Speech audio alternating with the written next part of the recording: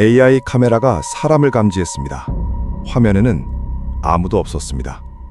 매일 새벽 2시 13분 똑같은 일이 반복됩니다. 이건 2025년 가을 서울 마포구의 한 오피스텔에서 실제로 있었던 이야기입니다. 2025년 9월 말의 어느 밤, 서울에 첫 가을비가 내렸습니다.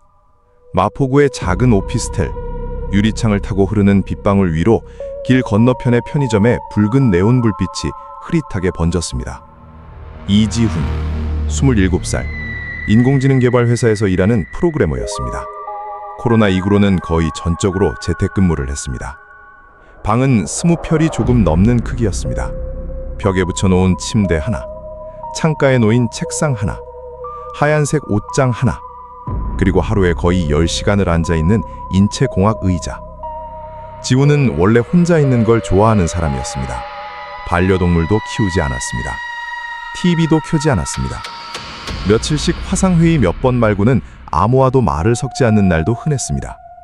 그가 유일하게 편안함을 느끼는 건 늘 끼고 있는 노이즈 캔슬링 헤드폰이었습니다. 그것을 끼면 세상이 조용해졌습니다. 모든 게 아주 작은 느낌으로 시작됐습니다. 어느 날 저녁, 업무를 마친 지훈은 커피를 타려고 자리에서 일어나며 헤드폰을 벗었습니다.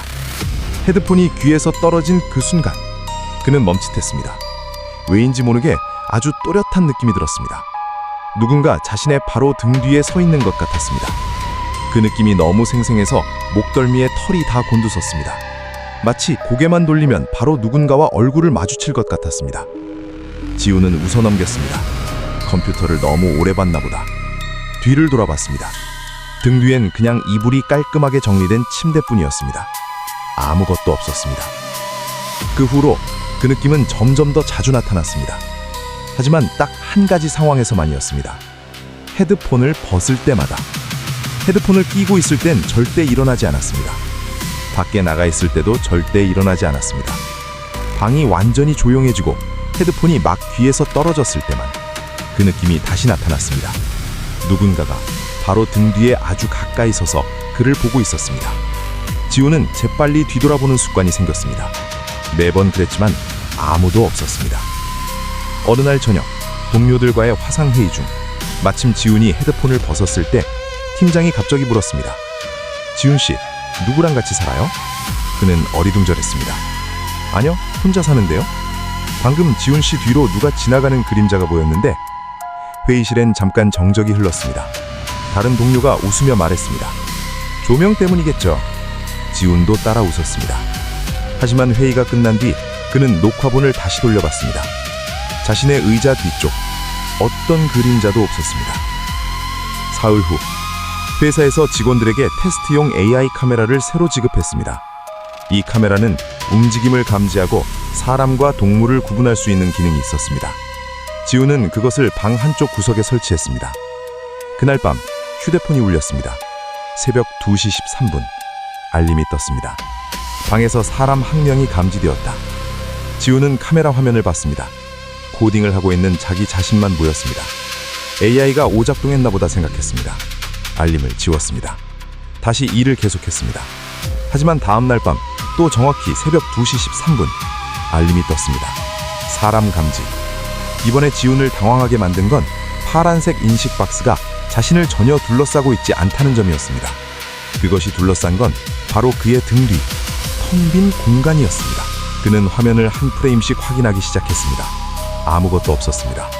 그냥 파란 사각형 하나가 공중에 떠 있을 뿐이었습니다.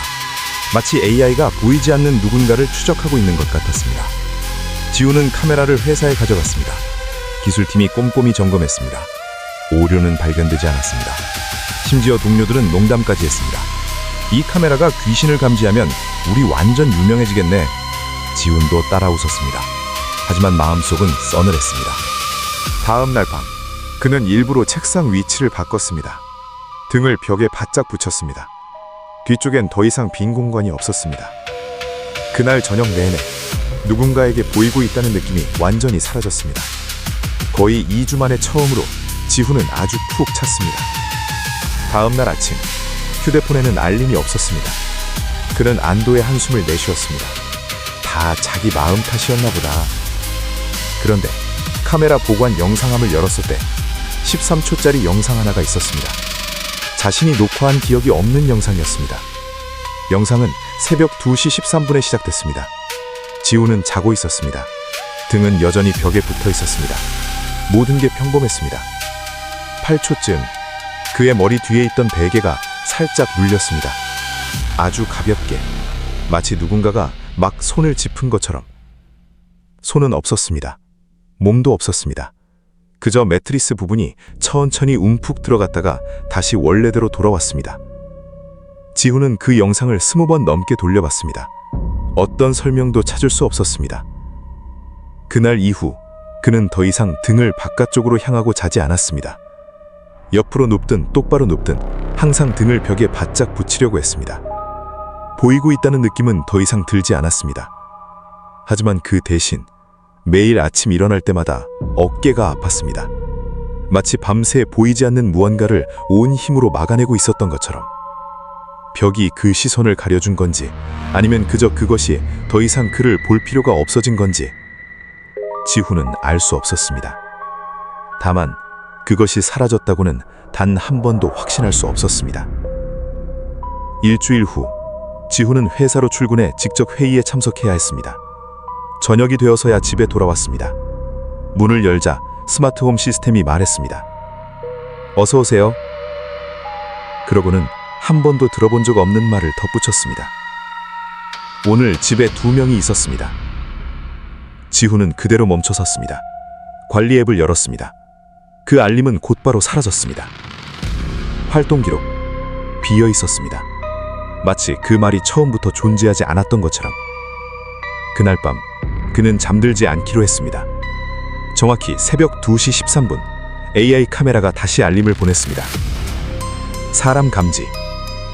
지훈은 곧바로 화면을 쳐다봤습니다.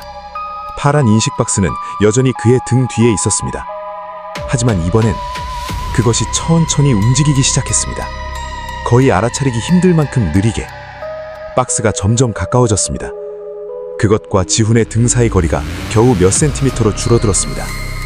그러다 멈췄습니다. 얼마 지나지 않아 앱에 작은 문구 하나가 추가로 떠올랐습니다. 얼굴 인식 완료. 지훈은 화면을 뚫어지게 쳐다봤습니다. 인식 박스 안에는 어떤 얼굴도 없었습니다. 그저 빈 공간뿐이었습니다. 바로 그 순간 그는 목몇 뒤로 아주 차가운 숨결을 느꼈습니다. 천천히 스쳐 지나갔습니다. 그는 고개를 돌릴 용기가 나지 않았습니다. 온몸이 그대로 굳어버렸습니다. 식은땀이 등줄기를 타고 흘러내렸습니다. 방은 너무 조용해서 자신의 심장 소리만 들릴 정도였습니다. 하나, 둘, 셋. 휴대폰이 갑자기 울렸습니다. 새 알림이 떴습니다. 대상이 화면 밖으로 벗어났습니다. 지훈은 재빨리 뒤를 돌아봤습니다. 등 뒤엔 차갑고 새하얀 벽뿐이었습니다. 아무도 없었습니다.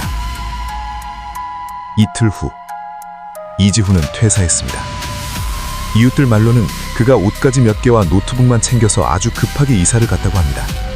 오피스텔은 거의 한 달 동안 비어있다가 새 세입자를 받았습니다. 건물 관리인의 말에 따르면 새로 들어온 세입자는 딱 사흘 밤만 머물고 바로 방을 뺐다고 합니다. 계약 해지서에 적힌 이유는 단 한 줄이었습니다. 헤드폰을 벗을 때마다 누군가 바로 등 뒤에 서 있는 듯한 느낌이 드는 방에서는 살 수 없다.